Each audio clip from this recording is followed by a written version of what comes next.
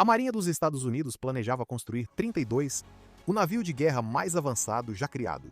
Tecnologia furtiva, canhões eletromagnéticos e sistemas automáticos capazes de operar o navio com metade da tripulação de um destroyer tradicional. Eles construíram 3. Os canhões não funcionam. Cada navio custou 4,4 bilhões de dólares e a Marinha não faz ideia do que fazer com eles. Esta é a história da classe Zumwalt, o erro mais caro da história naval. E como um navio projetado para revolucionar a guerra se tornou um alerta sobre o que acontece quando a ambição supera a realidade. O programa Zumwalt surgiu de uma ideia brilhante. No fim dos anos 1990, a Marinha buscava substituir sua frota envelhecida de contratorpedeiros. Mas, em vez de construir outro navio de guerra, fizeram uma pergunta radical. E se começássemos do zero? O programa DD-21, depois renomeado para DDX, em seguida, DDG-1000 deveria produzir um navio que pudesse fazer de tudo. Dar apoio de fogo preciso aos fuzileiros navais durante o desembarque, combater submarinos, realizar defesa aérea, tudo praticamente invisível ao radar. A furtividade era real. A seção reta radar do Zumwalt, ou seja, a quantidade de energia de radar que ele reflete de volta, é comparável à de um pequeno barco de pesca. Um navio de guerra de 15 mil toneladas que parece um barco de pesca nos radares inimigos. Como?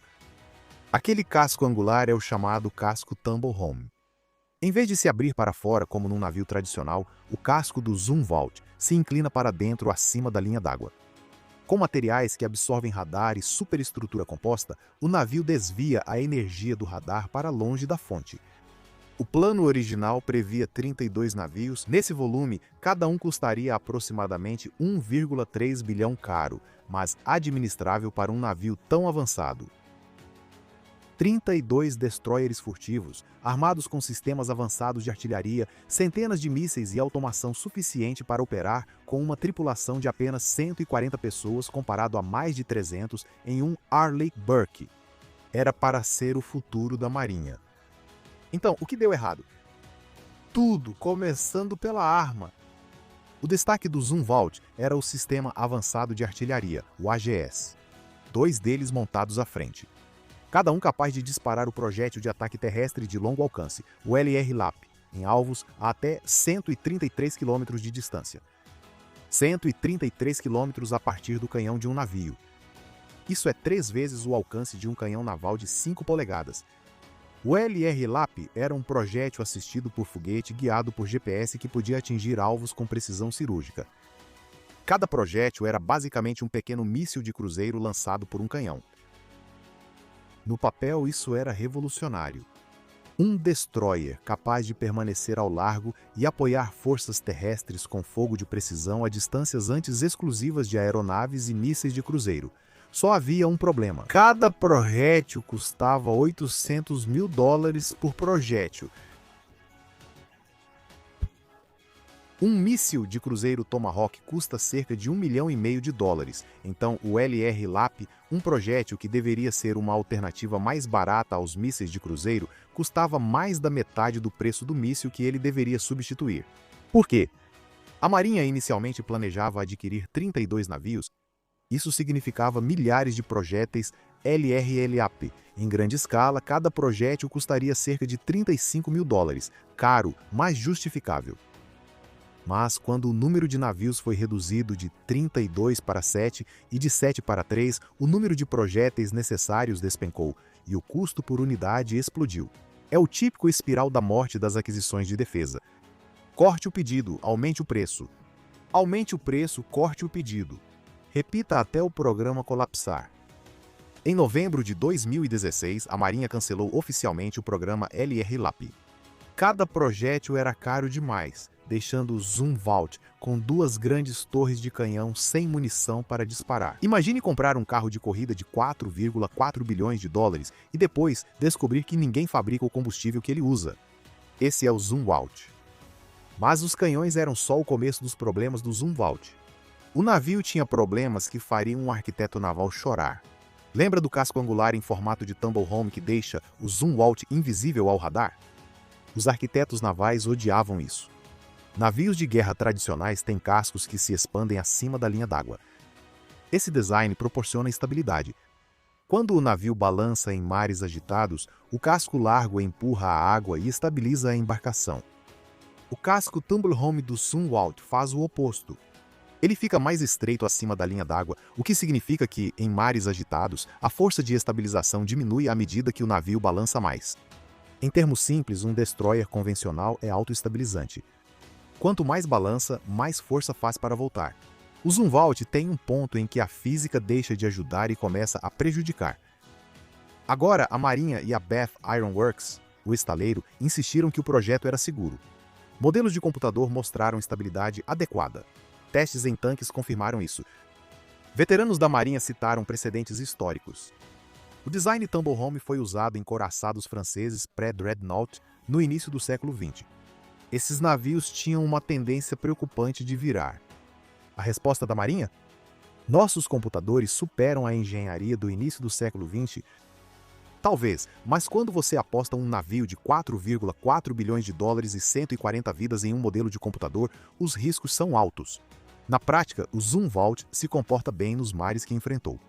Mas ele jamais foi testado em condições extremas, como as tempestades do Pacífico Norte ou do Atlântico Norte que contratorpedeiros convencionais enfrentam rotineiramente. E há outro problema com o casco. O design Tumble Home fica mais baixo na água que um contratorpedeiro comum. Em mares agitados, as ondas passam por cima do convés facilmente. Isso limita operações de helicóptero e trabalho no convés superior em mau tempo. Um contratorpedeiro incapaz de operar seu helicóptero em mau tempo tem uma grande limitação operacional. Então os canhões não disparam, o casco é controverso e o preço é astronômico. O que a Marinha faz com esses 3 navios? 3 navios: USS Zumwalt, USS Michael Monsoor e USS Lyndon B. Johnson. Custo combinado? Aproximadamente 13 bilhões, não é um erro de digitação. 13 bilhões de dólares por 3 navios. Com esse dinheiro, a Marinha poderia ter construído aproximadamente 7 destroyers Arleigh Burke, 7 navios de guerra comprovados e testados em batalha, com armas funcionais, cascos convencionais e décadas de dados operacionais. Em vez disso, ficaram com 3 navios em busca de uma missão. Após o cancelamento do LR LAP, a Marinha buscou decidir o destino das 2 grandes torres de canhão vazias em cada navio. Várias propostas foram consideradas: munições de artilharia modificadas, projéteis convencionais, até mesmo deixar as torres vazias. A resposta final? Arranquem-nas! Em 2023, a Marinha anunciou que pelo menos um Zumwalt, o próprio USS Zumwalt, seria convertido em plataforma de testes para o sistema de armas de ataque rápido convencional. O CPS é um míssil hipersônico, uma arma planadora impulsionada que pode viajar a mais de Mach 5 e atingir alvos a milhares de milhas de distância. As torres dos canhões seriam trocadas por lançadores de mísseis hipersônicos. Na verdade, uma forma inteligente de dar uma segunda vida à plataforma. As características furtivas do Zumwalt permitem que ele se aproxime e lance um ataque hipersônico surpresa. A grande geração de energia do navio, feita para canhões eletromagnéticos e armas de energia dirigida, pode atender às exigências elétricas de sistemas avançados de mísseis. Vamos ser honestos sobre o que isso é. A Marinha gasta bilhões extras para reparar uma plataforma que não deveria apresentar esse problema. Os 2 navios restantes? O futuro deles é menos claro. Michael Monsoor atuou como navio experimental da frota. O Lyndon B. Johnson é o mais novo e também pode receber armas hipersônicas. 3 navios, 13 bilhões de dólares e eles ainda estão tentando descobrir para que servem. Então qual é a lição? O que deu errado de forma tão catastrófica? O desastre do Zumwalt repete um padrão recorrente nas aquisições de defesa. Passo 1. Projete o sistema de armas ideal. Equipe-o com toda a tecnologia imaginável. Prometa que isso vai mudar a guerra. Passo 2. Note que o custo é maior que o previsto. Reduza o pedido para economizar dinheiro. Etapa 3. Reduzir o pedido aumenta o custo por unidade, o que faz o programa parecer ainda mais caro, levando a mais cortes. Etapa 4. Acabamos com um punhado de plataformas caríssimas, caras demais para arriscar em combate e em número insuficiente para fazer diferença estratégica. O F-22 Raptor, originalmente planejado para 750 unidades, teve 187 construídas. O B-2 Spirit, originalmente planejado para 132 unidades, teve 21 construídas. O submarino Seawolf, originalmente planejado para 29 unidades, teve 3 construídas. E agora o Zumwalt. 32 planejados, 3 construídos. O padrão é idêntico todas as vezes. E o Pentágono continua cometendo o mesmo erro. Por quê? Porque a estrutura de incentivos recompensa a ambição em vez do pragmatismo. O almirante que propõe um novo navio de guerra revolucionário é promovido. A empresa contratada que promete uma tecnologia inovadora consegue o contrato. E quando os custos saem do controle, todos os responsáveis já seguiram em frente. A Marinha sabe disso. Depois do fiasco do Zumwalt, eles voltaram a encomendar mais Arleigh Burkes. Variante Flight 3 com radar melhorado. Projeto comprovado, custos conhecidos, sem surpresas. A nova geração de combatentes de superfície de grande porte, o DDGs, está sendo projetada priorizando o controle de custos. Não furtividade, não tecnologia revolucionária, mas sim baixo custo. Porque a Marinha, enfim, entendeu o que o Zumwalt ensinou. O melhor navio de guerra não é o mais moderno. É o que você consegue construir em quantidade suficiente para fazer diferença. 32 navios viraram 3. Os canhões revolucionários estão sem munição. Cada navio custa mais do que um porta-aviões de 50 anos atrás. A classe Zumwalt deveria ser o futuro da guerra naval. Em vez disso, tornou-se uma lição sobre como não construir um navio de guerra que custou 13 bilhões. É furtivo, é impressionante e é um alerta que a Marinha vai estudar por décadas. Se quiser ver o que a Marinha está construindo em vez disso, o navio que aprendeu com os erros do Zumwalt, confira este vídeo.